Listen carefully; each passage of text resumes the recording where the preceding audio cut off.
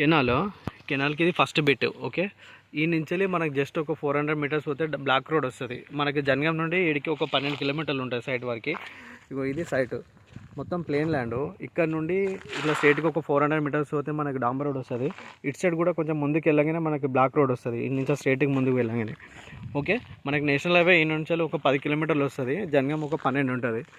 ఇగో ఇది ల్యాండ్ మనకి మొత్తం. మనకి 7 ఎకరాల సైటు. లెఫ్ట్ సైడ్ ఆ కడీలు కనిపిస్తున్నాయి కదా, అక్కడ నుండి ఇక ఇదంతా ప్లేన్ ల్యాండ్ మొత్తము. కొంచెం చెట్లు ఉన్నాయి, సాఫ్ చేసుకోవాలి.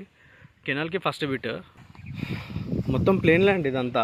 ఓకే, ఇక్కడ ఇది ఉంది కదా పత్తి చేను. ఈ పత్తి చేను నుండి ఇక్కడ కడీలు ఉన్నాయి కదా, ఇక్కడ నుంచి రైట్ సైడ్ నుంచి వస్తుంది మనకి. అది దారి, అది కెనాల్, అది దారి.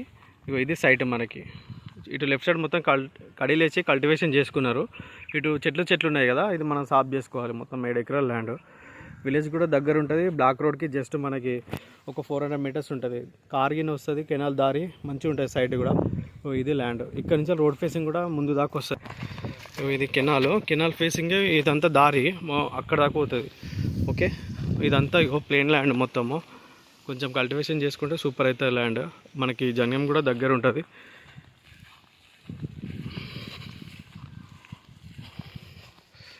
ఇది ల్యాండ్.